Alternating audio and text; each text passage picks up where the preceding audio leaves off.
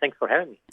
This is something that is going to speak to a lot of people because the odds are that almost everybody by now would have received a scam call. And some of these can be really sophisticated these days, so everyone has the potential to be caught out. Yeah, the stats are very clear. In Australia, we do receive about 4 to 5 scam calls per month, which is quite alarming because that's really an average, right, for every individual in Australia. And that's pretty much falling as a average across, all developed countries, really, and most particularly the English-speaking countries. Like countries like UK are, on that number as well, about 6 scam calls per user per month.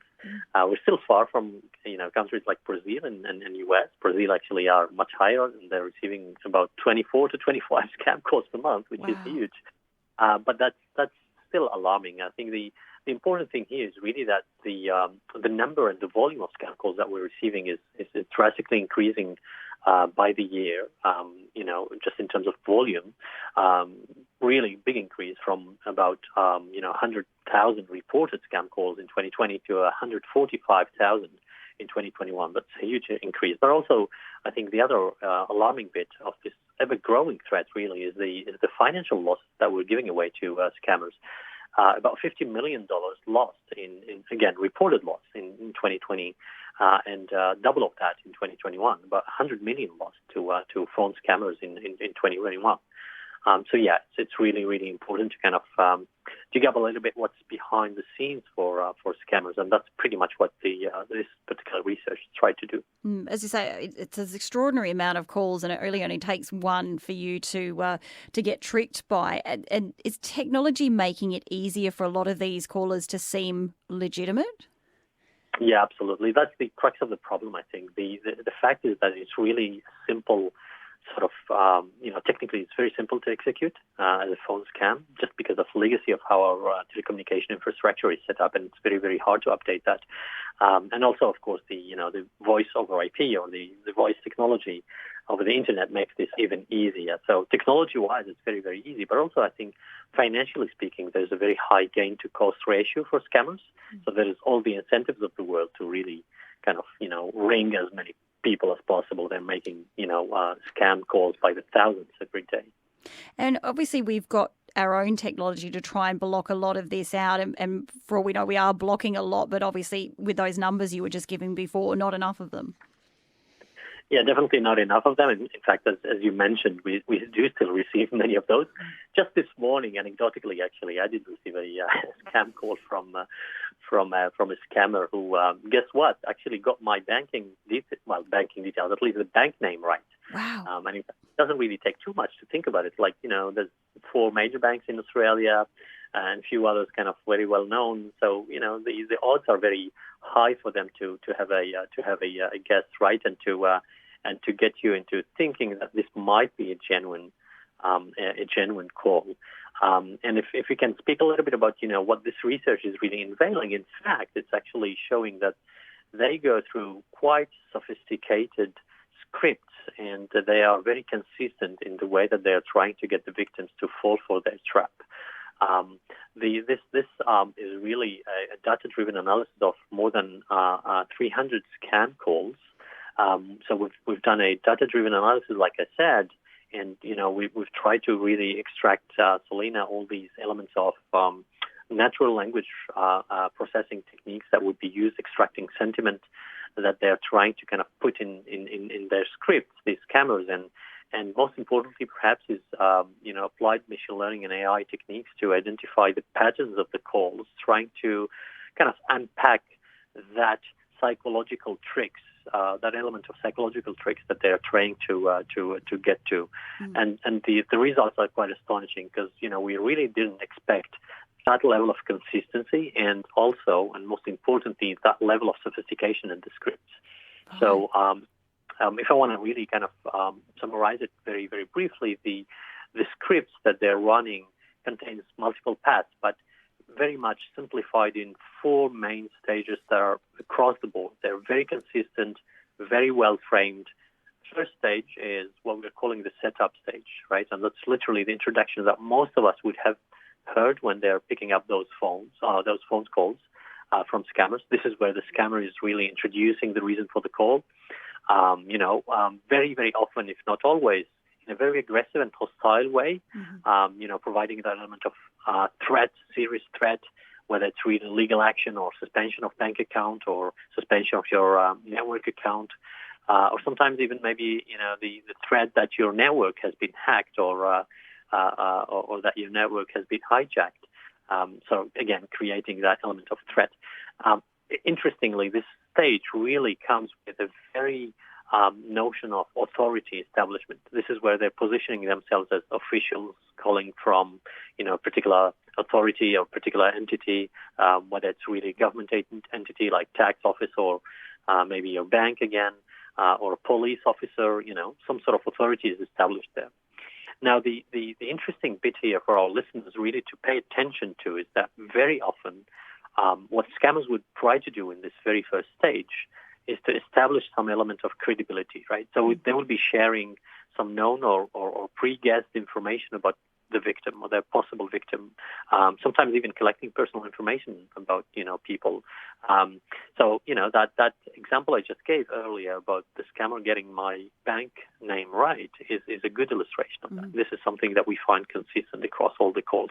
Sometimes they try to guess your age, sort of, when you say those very few initial words, they'll try to kind of have a little guess about where do you sit in terms of age. So they have actually age brackets that they try to guess. And sometimes it's even more like, where do you potentially live, right? In that capital city or, the area or state. This is adding really to the element of credibility. And that's a very, very important, element of that setup phase, the introduction phase, which is the stage number one. Now, just immediately after that, they move to very interesting, and it's actually quite automatic and kind of smooth in the transition between that stage one and stage two. Stage two is what we are calling assistant. This is where the scammer now position themselves as a helpful instructor. So now they're offering their help, right? And the rapport building conversation starts, right? So they're just being very, very polite now. And they introduce themselves again, like, as here to assist and help you, sometimes even providing with step-by-step guidance to help you navigate through this problem that they've just, pushed at you.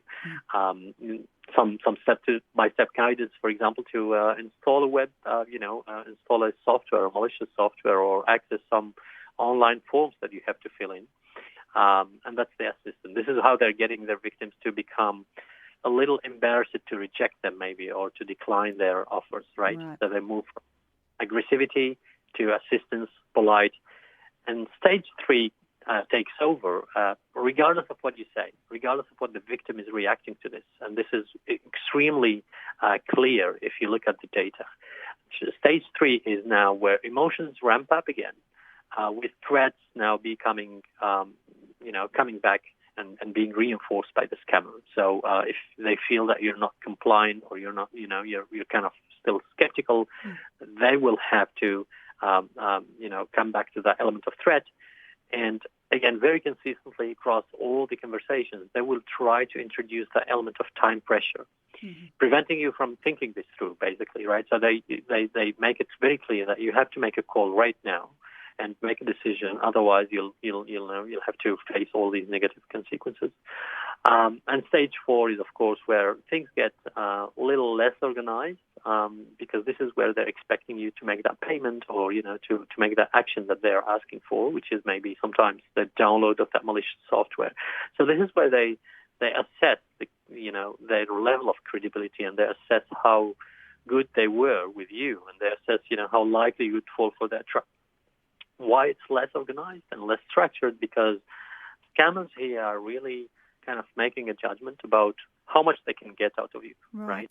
So this is where things are being, personalized to their victim, not particularly running a very fluid script here, but it's going to really depend on, the other person, their possible victim taking their call.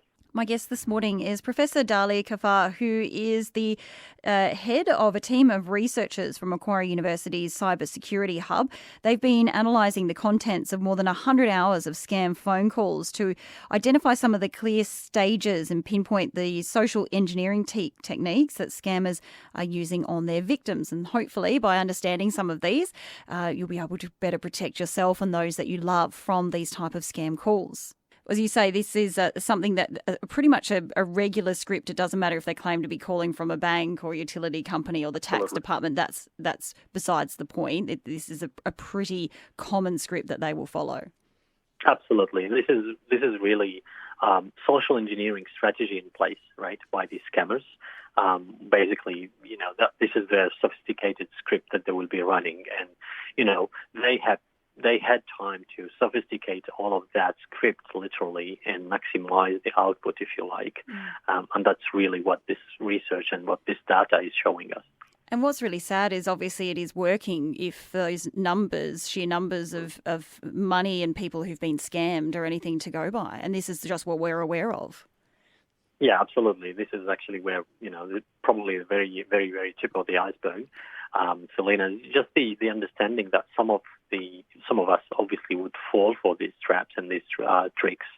And, it could be really any one of us, the most vulnerable amongst us, of course, but, those people who are not necessarily in, the right mood and, not necessarily one of those days, that could happen to any one of us where we don't necessarily pay attention to small details, and, the coincidence might be that what the narrative that the scammers have been trying to build is not so far from, the truth. And we just have to pay attention to those details. And this is exactly what this research is trying to do, right? Trying to kind of unpack these strategies so that it's easier for us to kind of identify or at least find those indicators that these are scam calls and not necessarily, a genuine call. And so I think the very, important thing to understand here is that whenever we have some of these indications, whenever we feel that we're receiving one of those calls, that would follow some of these patterns, right? Aggressivity and hostile way of really threatening people, time pressure, elements of assistance and all of that. The best reaction to that, the best way of really dealing with these sort of situations is to simply decline the offers and say that you would call back that authority or that particular organization that they're supposed to be calling from. Go and have a look at the internet, right? Don't call that number that just called you, but in fact try to look up the particular contact number for that organization that presumably called you and ring them back from that number that, is officially referred to in the website, or email them, in fact. And that's the best way of really kind of dealing with these sort of situations and not falling for these traps. Absolutely. A lot to take away here. And of course, the more we can help empower people to understand the tricks that these people use, hopefully, the more people are able to avoid getting caught out by them. Professor, thank you so much for coming on this morning and explaining your research to us. Really appreciate it. Thanks for having me.